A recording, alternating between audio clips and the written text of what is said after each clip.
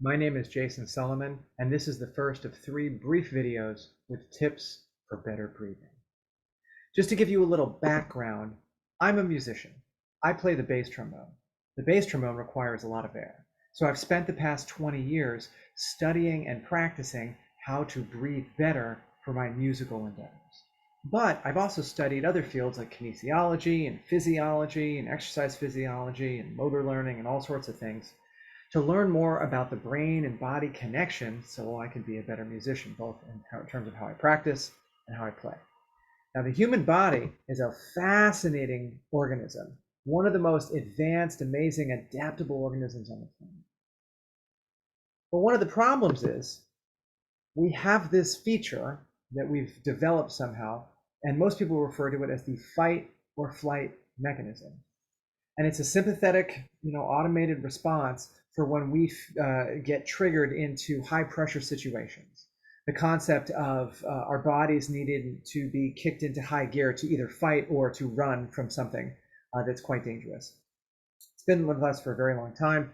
We have something called the adrenal gland, and it essentially secretes adrenaline and glucocorticoids throughout the body, and it triggers all of these changes in our physiology. So non-essential systems shut down. There's vascular constriction, so blood is flowed to certain regions of our body, mainly our large muscle groups, so that we can run and we can fight and do all sorts of weird things. So we lose a little bit of our dexterity. Normally 20% of our blood flow is for our brain, but when we kick into this fight or flight, we don't get that much blood flow up there. And so all sorts of things change. One thing happens with our breathing, however, and Robert Sapolsky talks about this. He's a MacArthur Genius Fellowship Award-winning neuroendocrinologist who works at Stanford University. In fact, he has a wonderful YouTube series of videos for his human behavioral biology class that he teaches there.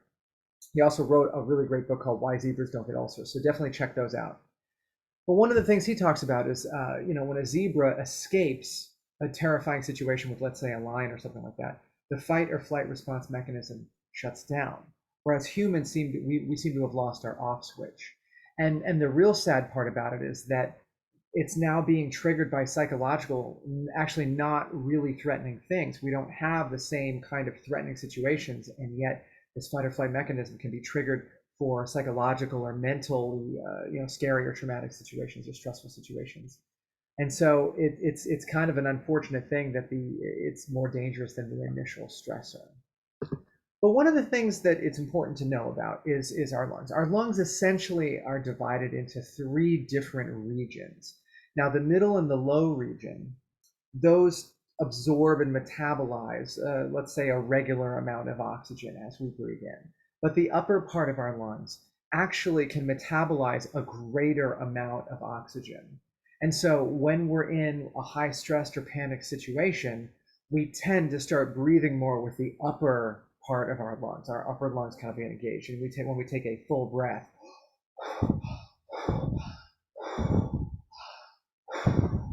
and there's a lot more expansion, the upper part of the lungs, start to expand. In fact, if I do that a little bit, I probably just look more tense because that is typically what we see. And sometimes we see that in young people when they're freaking out, or we do it when we get stressed. So one of the ways to shut off this fight or flight mechanism system is to try to focus on the exact opposite within our body. So human beings usually come with 12 ribs. Now the 12 pairs of ribs.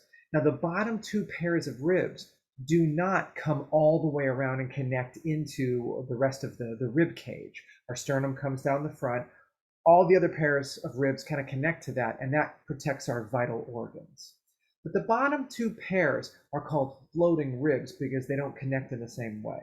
So one of the things that we can do to work on better breathing and just relax and reset and recalibrate our bodies is to take our hands and put them on our lower backs. Now, ultimately, you'd want to have a part of your hand kind of finding your pelvis and a part of your hand finding the back of that rib cage. So maybe you've got some fingers on the top and some fingers on the bottom. And that region in between, if you can feel both of those parts of your body, the region in between is where those floating ribs are going to sit. Now, it's okay if you don't feel the floating ribs. All we're going to do is connect our hands to that part of the body so we can focus on a slow, relaxed expansion in the lower part of the back.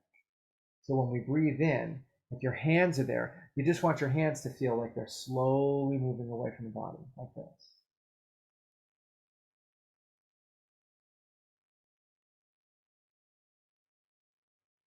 Just on an inhale. Let's do 3 inhales together, nice and relaxed. You can breathe through your nose or your mouth, whatever you like. But with your hands in your lower back, try to focus on a relaxed lower back expansion. Expansion manual.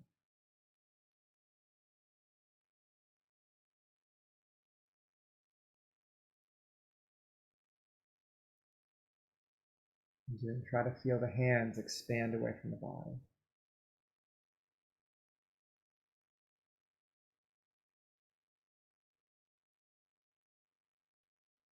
And do one more.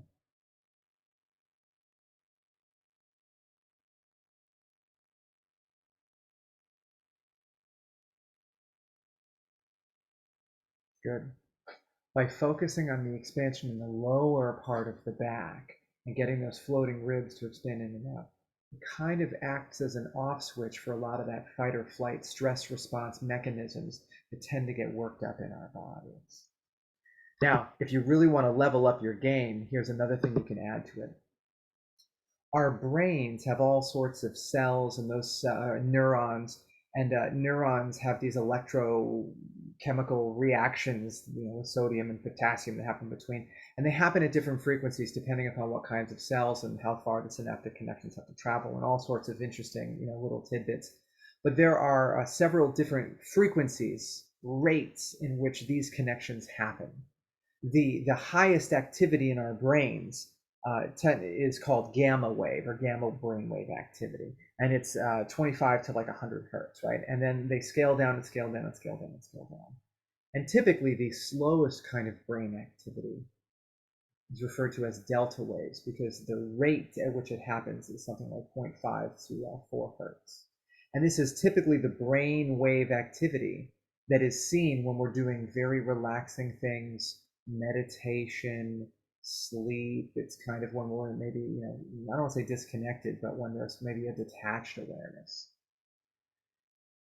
So if we play music that contains delta waves, and anytime that you play music or play sounds, and if those sounds have frequencies, and let's say you have a frequency of 100 hertz and a frequency of 99.5 hertz, it'll create what is known as a resultant tone of 0.5 hertz. And so you don't even really hear it, maybe consciously register it, but there are just these little tiny amounts of dissonance that are functioning at delta wave speeds. So if we listen to delta wave music, it's basically music that's just laced with this kind of dissonance. And we can actually calm our body down and kind of reduce the noise and chatter that might be happening in our brain from such high levels of activity. So you can do a YouTube search for delta waves or delta waves promote sleep. I'm going to pull up this YouTube video that actually, the icon is right on the screen. It has something like 54 million views. But I'm going to play a little bit of that, and let's then focus on the slow, relaxed expansion of the lower body while we take 3 relaxed breaths. Should take us about a minute, maybe less.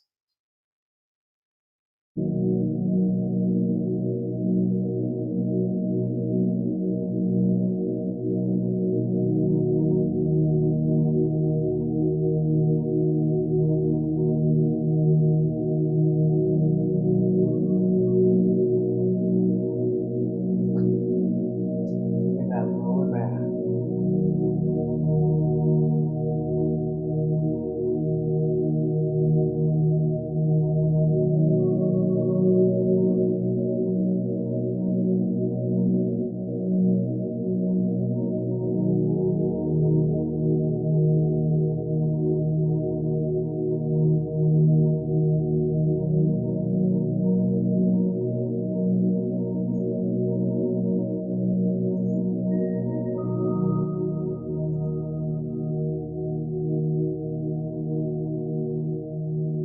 And that's it.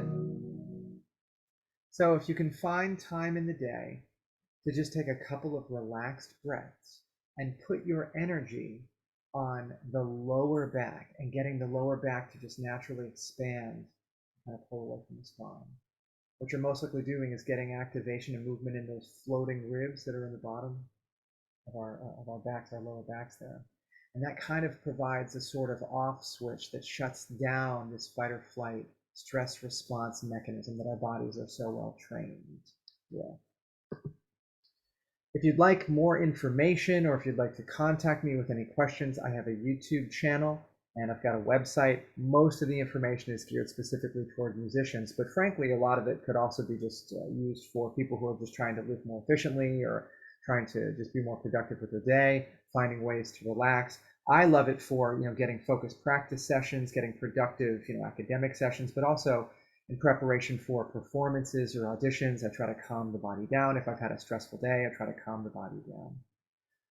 The lower back it's kind of ironic because we do so much sitting in our lives that our lower back is usually pressed up against like the back of a chair or a couch or the car seat or something like that in our cars. And so I think part of the problem is that we tend to have devolved poor posture and tight lower backs. So it's almost like we're cementing shut this off switch for this fight or flight mechanism. So I would suggest when you're starting out this practice, stand up and just get a little bit of movement in your body and get that lower back to just be a little bit loose. And then just those slow, relaxed breaths. You do it in under a minute, so hopefully you can find some times in the day. If you want to reach out and contact me for some more helpful hints, happy to do it. Here's to good breathing. Thanks for watching.